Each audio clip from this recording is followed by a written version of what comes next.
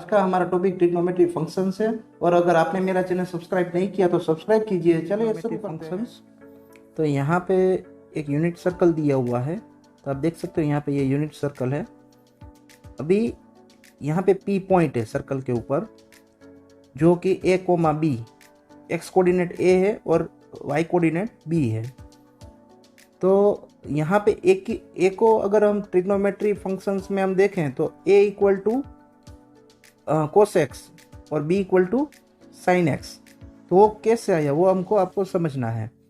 तो यहाँ पे ये जो यूनिट सर्कल है तो उसमें यहाँ पे इस तरह से हम अगर रेडियस को कनेक्ट करें तो यहाँ पे राइट एंगल ट्रायंगल बनता है। ओके, इस तरह से राइट एंगल ट्रायंगल बनता है। तो राइट एंगल ट्रायंगल में जो रेडियस है वो हाइपोटेन्यूस है, और सपोज कि ये जो एंगल बन रहा है सेंटर के साथ, ओके, वो एक्स एंगल है। अभी हम ए की वैल्यू देखें तो ए की value according to trigonometry ratio A की वैल्यू क्या होगी? ए की वैल्यू कोस एक्स होगी। Okay, cos X equal to क्या आता है? Cos X equal to A upon 1। Okay, A यानी एडजेसेंट और 1 यानी हाइपोटेन्यूस। तो कोस एक्स इक्वल टू क्या आया? ए आया। तो कोस एक्स इक्वल टू ए। इसी प्रकार साइन एक्स की बात करें तो यहाँ पे B sine x equal to क्या आएगा? तो यहाँ पे अपोजिट, साइन एक्स में क्या होता है? अपोजिट अपॉन हाइपोटेन्यूस, यानी अपोजिट बी है, बी अपॉन 1। तो साइन एक्स इक्वल टू क्या आएगा? बी आएगा। ओके, तो इस प्रकार यहाँ पे एक ए यानी कोस एक्स और बी यानी साइन एक्स। अभी आपको मालूम है कि sign x square x plus cos x square x क्या आता है? 1 आता है। ओके, तो यहाँ पे भी इस तरह से होता है। आप देख सकते हो कि ए स्क्वेयर, यहाँ पे A square plus B square equal to 1 square according to Pythagoras theorem. Okay, तो अभी ए की वैल्यू क्या है? ए की वैल्यू कोस एक्स यानी cos x square plus sine x square equal to 1 square means 1। Okay, तो इस प्रकार यहाँ पे जो एक्स कोऑर्डिनेट होता है वो कोस एक्स होता है, और वाई कोऑर्डिनेट जो होता है वो साइन एक्स होता है। अभी आप देख सकते हो यहाँ पे कि अभी आप यहाँ पे 90 डिग्री रोटेट हुआ अगर, तो यहाँ पे बी पॉइंट पे आएगा। ओके, ए से स्टार्ट होता है और हम एंटी क्लॉकवाइज जाते हैं, तो बी पॉइंट पे आया 90 डिग्री रोटेशन पे। तो आप देख सकते हो कि एक्स कोऑर्डिनेट 0 हो जाता है ऑन वाई एक्सिस। ओके, और वाई कोऑर्डिनेट 1 है। बाद में फिर से एंटी 90 डिग्री रोटेट होता है, तो एक्स एक्सिस पे पॉइंट आता है सी पॉइंट, और उसमें एक्स नेगेटिव है -1, और एक्स एक्सिस पे वाई क्या हो जाता है? 0 हो जाता है। फिर से 90 डिग्री रोटेशन होता है, तो यहाँ पे वाई एक्सिस पे पॉइंट आता है, और वाई एक्सिस पे पॉइंट जो आता है तो अब एक्स क्या होता है? 0 होता है, और डाउनवर्ड की वजह से वाई नेगेटिव है यानी -1 है। ओके, तो इतना पता चल गया। अभी आप देख सकते हो यहाँ पे कोस 0 इक्वल टू 1 है और साइन 0 इक्वल टू 0 है। वो कैसे आया? तो आप देखो यहाँ पे मैंने ये अभी समझाया कि अगर यहाँ से स्टार्ट करें तो 0 एंगल यानी ये आएगा, तो इसमें एक्स कोऑर्डिनेट कोस एक्स होगा, तो कोस एक्स क्या है? 1, और साइन एक्स क्या है? 0। ओके, यहाँ पे 0 एंगल है। बाद में 90 डिग्री रोटेशन हुआ इस तरह से, तो यहाँ पे 90 डिग्री रोटेशन होने के बाद ये बी पॉइंट पे आता है, तो आपको क्या कोस 90, तो कोस 90 क्या आएगा? तो कोस 90 देखो ऑन वाई एक्सिस है इसीलिए 0 आया, और साइन 90 1 आएगा क्योंकि अपवर्ड डायरेक्शन में है, अपवर्ड। फिर से 90 रोटेशंस। ओके, फिर से 90 रोटेशन हुआ यानी टोटल क्या हुआ? 180 हुआ। 90 प्लस 90 यानी 180। तो 180 को हम क्या बोलते हैं? पाई बोलते हैं। 180 का मतलब पाई। ओके, तो अभी कोस पाई, ओके, कोस पाई यानी 180, पाई का मतलब 180, तो कोस 180। तो इधर पे आप देख सकते हो यहाँ पे क्या है? -1। यहाँ पे -1 आएगा, और साइन पाई, तो साइन पाई है वो क्या आएगा, साइन पाई यहाँ पे आप देख सकते हो कि साइन पाई जो है वो यहाँ पे देख सकते हो साइन पाई इक्वल टू 0 है, दिया हुआ है, देखो साइन पाई इक्वल टू 0 दिया हुआ है, आप देख सकते हो यहाँ पे 0 दिया हुआ है। इसी प्रकार अभी फिर से 90 डिग्री रोटेशन हुआ, यानी टोटल कितना हुआ 270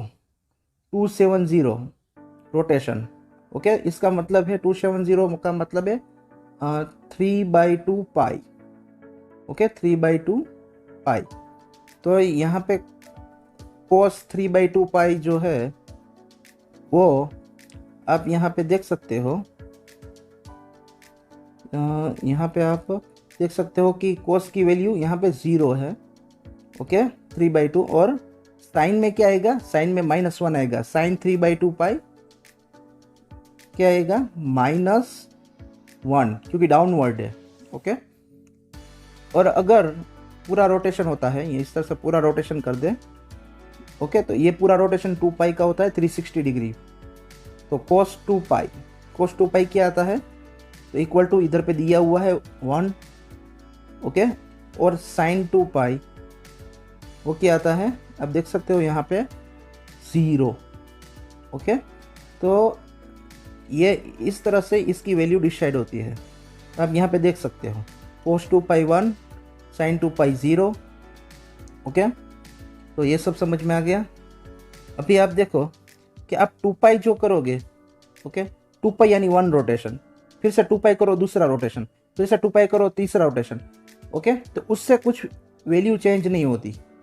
ओके, तो अगर cos x करो तो भी जो जब वैल्यू आती है, ओके, और cos 2 पाई प्लस x करो तब भी जो वैल्यू आती है दोनों सेम होगी, क्योंकि यहाँ पे आप देखो कि 2 पाई जो है वो पूरा रोटेशन होता है, तो उससे वैल्यू चेंज नहीं होती, वो फिर से ओरिजिनल पोजीशन पे आ जाता है। ओके, तो 2 पाई आप कितनी बार करो, तो आप देख सकते हो कि यहाँ पे लिखा हुआ है कि sine 2n pi plus x, तो साइन x। देखिए 2 पाई यानी अगर आप कितनी बार भी रोटेशन करो तो भी वहीं का वही पोजीशन रहेगा, तो वैल्यू चेंज नहीं होगी, वो साइन x ही रहेगा। ओके, इसी प्रकार cos 2n pi plus x equal to cos x when n belongs to z यानी इंटीजर। ओके, कोई भी इंटीजर हो। बाद में यहाँ पे देखो sine x equal to 0 if 0 pi 2 pi 3 pi. Okay, और यहाँ पे पॉजिटिव भी दिया है और नेगेटिव भी दिया है, प्लस और माइनस दिया हुआ है। तो माइनस का मतलब होता है रोटेशन जो है वो इस तरह से होगा। यहाँ पे देखो इस तरह से क्लॉकवाइज रोटेशन होता है तब माइनस आता है, वो अभी नेक्स्ट टॉपिक पे आएगा। ओके, और एंटी क्लॉकवाइज जो होता है वो प्लस आता है, और क्लॉकवाइज होता है तो माइनस आता है। अभी यहाँ पे लिखा हुआ था कि साइन में पाई जो है, ओके, ये देखो पाई 2 पाई उसमें वैल्यू 0 आती है, आप देख सकते हो साइन 0 0, साइन पाई 0, साइन 2 पाई 0, ओके, साइन 3 पाई 0 आएगा, तो साइन n पाई भी 0 आएगा, n यानी एनी इंटीजर। तो आप देख सकते हो यहाँ पे, तो इस तरह से के n pi x equal to n pi लोगे तो साइन 0 आएगा। इसी प्रकार कोस की बात करें तो कोस में किस तरह से होता है, तो आप देख सकते हो कि कोस में π/2, ओके, में 0 आता है, 3 π/2 में आएगा। ओके, तो π/2, बाद में 3 π/2, बाद में 5 π/2 में 0 आएगा। तो इसी प्रकार यहाँ पे आप देख सकते हो कि यहाँ पे 1 है, यहाँ पे 3 है, यहाँ पे 5 है, तो सभी ओड नंबर आ रहे हैं। ओड नंबर को हम इस तरह से रिप्रेजेंट कर सकते हैं 2n + 1। 2n + 1 करोगे, n की वैल्यू कुछ भी पुट करो, ओड नंबर ही आएगा, तो उसको जनरल फॉर्म में 2n + 1 लिख सकते हैं। तो इसमें आएगा 2n + 1 यानी ओड नंबर और π/2। ओके, इस एंगल पे सभी कोस की वैल्यू 0 आएगी। ओके, तो यहाँ पे आप देख सकते हो, यहाँ पे देखो दिया हुआ है। ओके, आप इधर पे देख सकते हो। इसी प्रकार अभी देखो अभी साइन और कोस का पता चल गया, तो बाकी जो ट्रिग्नोमेट्री रेशियो है कोसेक, कोसेक यानी 1/sin। ओके, इसमें x is not equal to n pi, ऐसा क्यों लिखा हुआ है? अगर x की वैल्यू n पाई होगी तो क्या हो जाएगा, साइन की वैल्यू क्या आएगी 0, और 1/0 होगा तो क्या आएगा, नॉट डिफाइन आ जाएगा, इसीलिए x is not equal to n pi लिखा हुआ है। इसी प्रकार सेक की बात करें तो 1/cos। ओके, तो यहाँ पे लिखा हुआ कि x is not equal to 2n + 1 π/2, ऐसा क्यों लिखा हुआ है? क्योंकि अगर x की वैल्यू π/2 या 3π/2 ऐसी होगी तो cos x जो है वो 0 आ जाएगा, तो 1/0 यानी नॉट डिफाइन आ जाएगा, इसीलिए लिखा हुआ है। tan x यानी sin x अपन cos x। ओके, तो यहाँ पे भी वही रीज़न है कि डिनोमीटर 0 ना आए, इधर पे भी यही रीज़न है कि डिनोमीटर 0 ना आए। Okay, cot x equal to cos x upon sin x। अगर आपको sin x और cos x मालूम हो गया तो आप बाकी जो 4 रेशियो बचे हुए हैं कोसेक, सेक, टेन और कोट, वो निकाल सकते हैं। अभी देखो, हमने 10th स्टैंडर्ड में आप π/2 तक आपने पढ़ा है, इतना तो सभी को मालूम है, इसका प्रूफ भी आपको मालूम है। ये जो बाकी का जो है, ये जो बाकी का मैं पिंक कलर से करता हूँ, ये पाई, 3π/2 और 2π, ये इतना पार्ट जो है वो हमने अभी समझा। ओके, अभी जिसमें नॉट डिफाइन आएगा ना, उसका मतलब क्या है, डिनोमीटर में 0 आ गया। ओके, बाकी साइन एक्स कोस एक्स तो आपको मालूम है। ओके, और आपको 10 की वैल्यू फाइंड आउट करनी है तो आपको इस तरह से करनी है कि देखो, साइन अपन कोसेन 0/-1 यानी 0 आएगा। ओके, -1/0 -1/0 करोगे तो डिनोमीटर में 0 आएगा, तो नॉट डिफाइन आएगा। इसी प्रकार अभी देखो 0/1 यानी 0, तो यहाँ पे 0 आएगा। ओके, तो इस प्रकार होता है। ओके, समझ में है?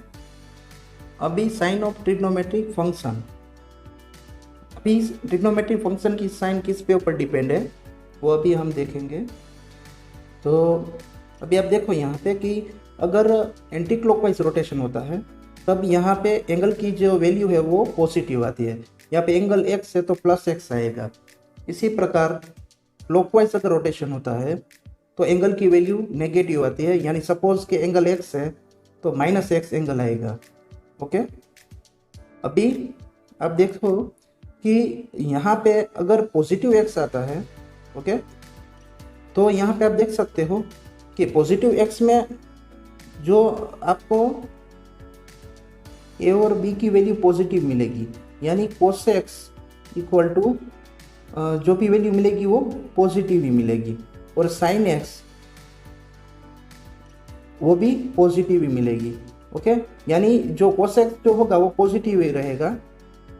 यानी कहने का मतलब ये है कि अगर cos x पॉजिटिव है, cos x पॉजिटिव है तो cos x पॉजिटिव ही रहेगा, और sin x पॉजिटिव है तो sin x पॉजिटिव ही रहेगा। ओके, अभी अगर नेगेटिव एंगल है, तो cos -x है तो वो क्या हो जाएगा, पॉजिटिव हो जाएगा। ऐसा क्यों?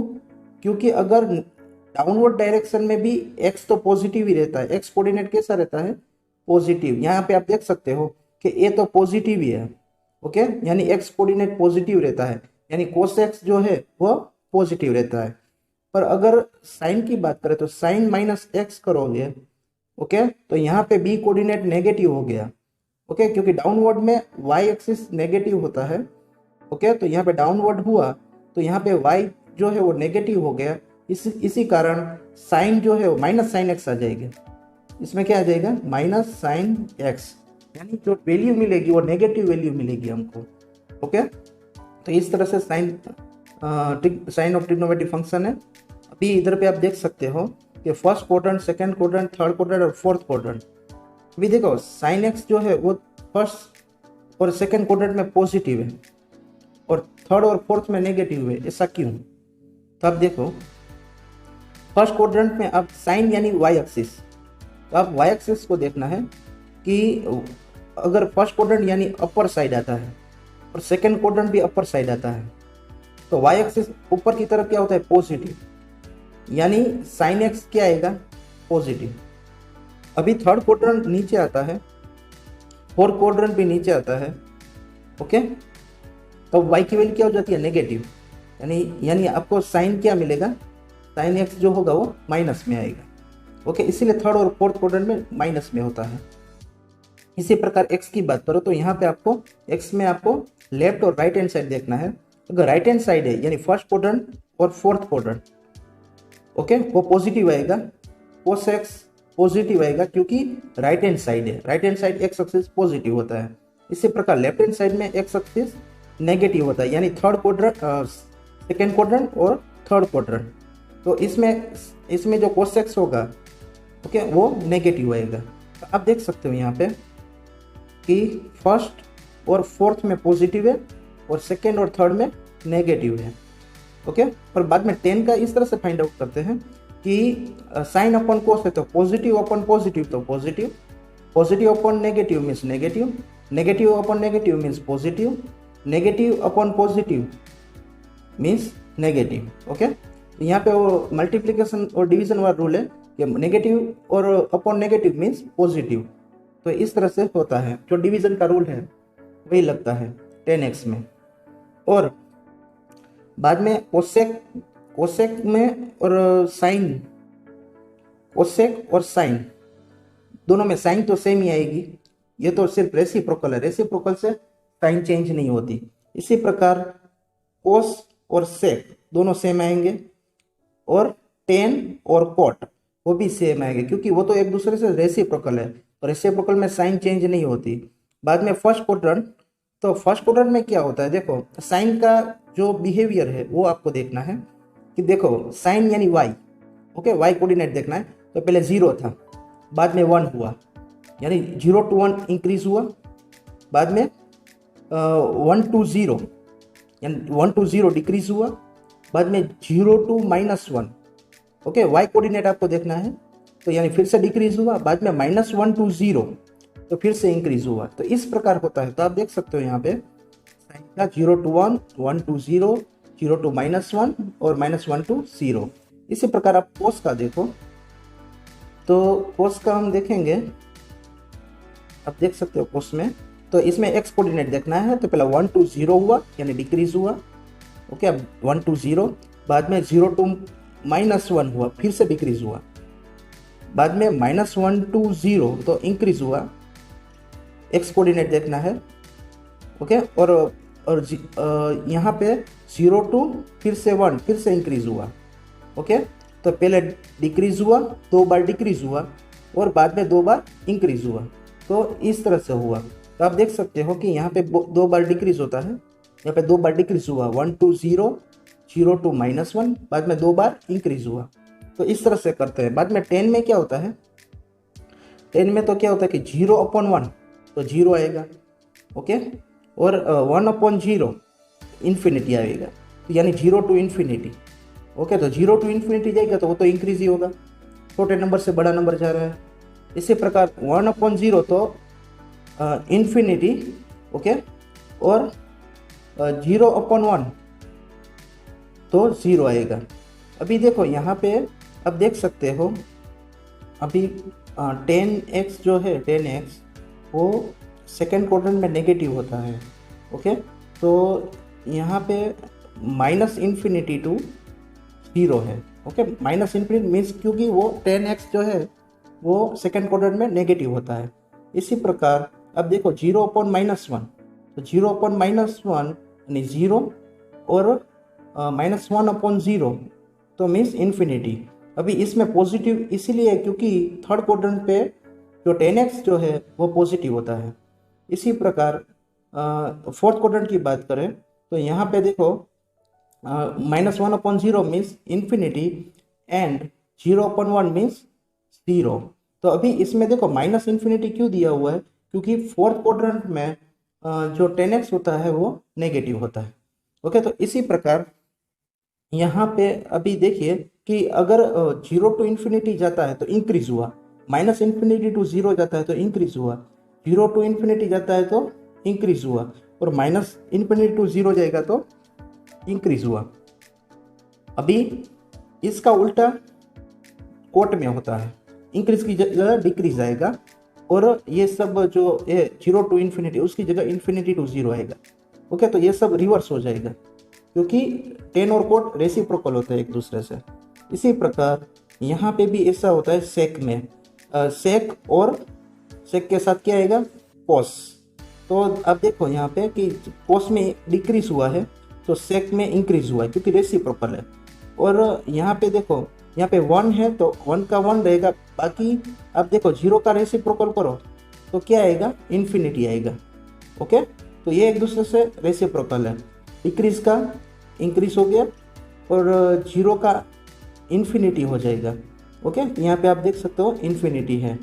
ओके, तो और आप देखो सेकेंड क्वाड्रेंट पे जो कोस होता है, सेकेंड क्वाड्रेंट में कोस वो नेगेटिव होता है, इसीलिए यहाँ पे माइनस इन्फिनिटी लिखा हुआ है। ओके, तो इसी प्रकार यहाँ पे आप देखो कि थर्ड क्वाड्रेंट की बात करो तो थर्ड क्वाड्रेंट में -1 का तो -1 रहेगा रेसिप्रोकल, अभी 0 का रेसिप्रोकल तो माइनस इन्फिनिटी होता है। और थर्ड क्वाड्रेंट में x जो होता है वो नेगेटिव होता है, इसीलिए माइनस इन्फिनिटी है। तो इसी प्रकार यही ये सब पूरा टेबल है, कोसेक वो सब। अभी इसका जो ग्राफ देखें तो यहाँ पे ये ग्राफ जो है इस टेबल पे बनाया हुआ है, इस टेबल पे आधार पर है। अभी देखो यहाँ पे ये जो ग्राफ किस तरह से है, तो यहाँ पे साइन का देखो 0 to 1 है। ओके, तो 0 to 1 यानी 0 to 1 हुआ, बाद में 1 to 0 नीचे आएगा, 1 to 0 बाद में माइनस में जाएगा, माइनस में गया। ओके, 0 to -1 बाद में -1 to फिर से 0 आएगा। यानी इस तरह से पूरा एक वेव फॉर्म बनता है, 0 बाद में 1 बाद में फिर से 0 बाद में -1 और बाद में फिर से 0। तो इस टाइप का हो रहा है। ओके, तो आप देख सकते हो यहाँ पे जो दिया हुआ है कि 0 to 1 यानी बाद में 1 to 0, 0 to 1, 1 to 0, बाद में 0 to -1 और -1 to 0। तो इस टाइप का ग्राफ आप देख सकते हो। तो इस टाइप का वेव फॉर्म बनता है। ओके, बाद में ये कंटिन्यूस चलता रहता है। ओके, जितनी बार आप पाई, 2 पाई, 3 पाई। इसी प्रकार कोसेक्स की बात करें तो यहाँ पे देखो कि 1 to 0, 1 से स्टार्ट हो रहा है तो यहाँ पे 1 होगा, 1 to 0 बाद में 0 to -1, यहाँ पे -1 आएगा, यहाँ पे 1 आएगा, यहाँ पे 0 बाद में -1 to 0। ओके, और 0 बाद में 0 to 1, यहाँ पे फिर से 1 आएगा। तो इस टाइप का ग्राफ होगा। तो आप देख सकते हो यहाँ पे तो इस टाइप का ग्राफ बन गया है। ओके, 1 से स्टार्ट होता है। तो ये साइन कोसेक्स का था। अभी यहाँ पे 10 की बात करें तो 10 में क्या होता है कि अब आपको देखना है कि यहाँ पे ये फर्स्ट क्वाड्रेंट यानी 90 डिग्री, 0 to π/2, 0 to π/2 होता है 90 डिग्री फर्स्ट क्वाड्रेंट। तो यहाँ पे अब देखो 0 to इन्फिनिटी है। ओके, बाद में -∞ to 0 है, π/2 पे से पाई। तो आप देख सकते हो यहाँ पे 10x में 0 to इन्फिनिटी हुआ। ओके, और बाद में -∞ to 0। ओके, π/2 से यहाँ पे देखो 0 to -∞ to ये पाई, यहाँ पे 0 आ गया। ओके, पाई पे 0 आ जाता है तो -∞ to 0 बाद में आप देखो। और यहाँ पे ये जो है 0 to इन्फिनिटी, -∞ to 0, और यहाँ पे थर्ड क्वाड्रेंट यानी 3π/2 और फोर्थ क्वाड्रेंट यानी 2 पाई, पूरा 3π/2 2 पाई, और ये जो होता है पाई टू 3π/2।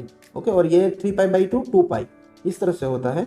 तो यहाँ पे आप देख सकते हो कि वहाँ पे 10 जो है 0 to इन्फिनिटी और -∞ to 0। ओके, तो फिर से वही देखो 0 to इन्फिनिटी, ये पाई 0 है, 0 to इन्फिनिटी 3π/2 तक इन्फिनिटी हो जाता है। और बाद में दूसरा जो है फोर्थ क्वाड्रेंट वाला वो -∞ to 0। तो इस तरह से 10 का हुआ। ओके, और इसी प्रकार कोट का भी इसी प्रकार है। अब कोट का भी देख सकते हो कि infinity to 0। Okay, infinity to 0, ये इन्फिनिटी टू 0 और 0 to -∞। तो यहाँ पे देख सकते हो कि इन्फिनिटी टू 0, इन्फिनिटी टू π/2 पे 0 आ जाता है। यहाँ पे इन्फिनिटी टू 0। ओके, और 0 to -∞। तो यहाँ पे जो -∞ है जो चलता ही जाता है लास्ट तक। ओके, तो इस प्रकार ये सब ग्राफ है। और एक सेक और कोसेक का मैं कर देता हूँ। तो देखो इसमें क्या है, 1 to इन्फिनिटी और -∞ to -1 सेक में, 1 टू इन्फिनिटी। ओके, तो 1 से स्टार्ट होगा 1 टू इन्फिनिटी, π/2 तक इन्फिनिटी, और बाद में माइनस इन्फिनिटी, ये माइनस इन्फिनिटी टू -1। यहाँ पे देखो ये -1 आ रहा है, माइनस इन्फिनिटी टू -1, और यहाँ पे 0 में 1 टू, यहाँ पे π/2 पे क्या हो जाता है, इन्फिनिटी हो जाता है। तो इस टाइप का ग्राफ होता है। ओके, तो इस प्रकार होता है। इसी प्रकार कोसेक का देखें तो कोसेक में इन्फिनिटी टू 1 और 1 टू इन्फिनिटी। ओके, तो आप देखो इन्फिनिटी टू इन्फिनिटी टू, यहाँ पे देखो इन्फिनिटी टू 1 और 1 टू फिर से इन्फिनिटी, पर माइनस इन्फिनिटी है, आप देख सकते हो। इन्फिनिटी टू 1 और 1 टू इन्फिनिटी, सॉरी प्लस में ही है, तो आप यहाँ पे देखना पड़ेगा infinity.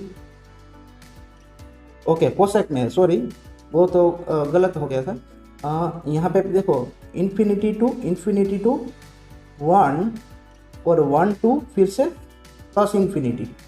Okay, infinity to 1, 1 to infinity, इस प्रकार होता है। तो इस प्रकार यहाँ पे ग्राफ बनता है। वो मिस्टेक से कोड का मैंने प्रेजेंट कर दिया था। अभी यहाँ पे एक क्वेश्चन है, तो find the value of the other 5 trigonometric function cos का दिया हुआ है -1/2। ओके, तो आपको इजी है, जो cos को -1/2 है, तो 1/cos क्या होता है, sec x होता है। ओके, रेसिप्रोकल, तो वो हमको क्या मिलेगा, -2 मिलेगा। आज मैं ये आपका यूज़ करके sin square x plus cos square x = 1, इसका यूज़ करके आप साइन का फाइंड आउट कर सकते हो, क्योंकि cos स्क्वायर x उस तरफ जाएगा तो माइनस हो जाएगा। बाद में cos स्क्वायर x की वैल्यू पुट कर दो, इसको सिंप्लीफाई कर दो, तो आपको sin x मिलेगा। आपको sin x क्या मिलेगा, 3/4 सॉरी, वो ये स्क्वायर है, अभी अंडर रूट करना पड़ेगा, तो प्लस माइनस √3/2।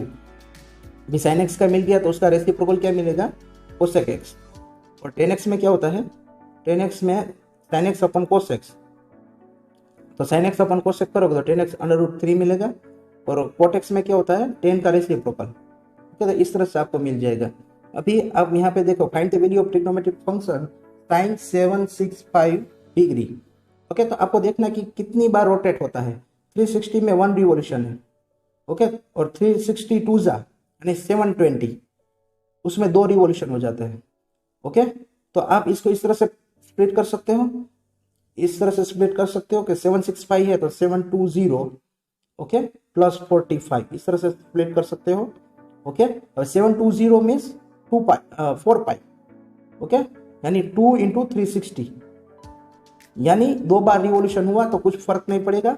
ओके, तो आप इसको हम इस तरह से भी लिख सकते हैं सीधा, यहाँ पे 2 बार रिवोल्यूशन होता है तो कुछ फर्क नहीं पड़ता, तो सीधा इसका मतलब क्या होता है, इसका मतलब sin 45 लिख सकते हो। ओके, क्योंकि कितनी बार भी रिवोल्यूशन हुए तो उसमें कुछ फर्क नहीं पड़ता, तो sin 45 क्या होता है, 1/√2। इसी प्रकार यहाँ पे देखो ये एंगल दिया हुआ है। ओके, तो आपको ये एंगल आपको देखना है, तो देखो 360 पे 1 रिवोल्यूशन है, इससे 4 बार रिवोल्यूशन करो। ओके, तो यानी 1440 आएगा। 1440 ऐड करने से उसकी वैल्यू चेंज नहीं होगी, क्योंकि वो रिवोल्यूशन हुआ है, तो रिवोल्यूशन से वैल्यू चेंज नहीं होती, मैंने आपको बोला है। तो 1140 आप ऐड करोगे तो कुछ फर्क नहीं पड़ेगा, इन दोनों का एडिशन करोगे तो 30 आएगा, तो cosec 30 आप इजीली वैल्यू फाइंड आउट कर सकते हो। ओके, तो इस प्रकार कोई भी बड़ा एंगल की वैल्यू फाइंड आउट कर सकते हो। cosec 30 की वैल्यू 2 है। Okay, thank you for watching. अगर आपको ये वीडियो अच्छा लगा हो तो मेरी चैनल जयमीन एजुकेशन को सब्सक्राइब कीजिए और बेल आइकॉन को दबाइए।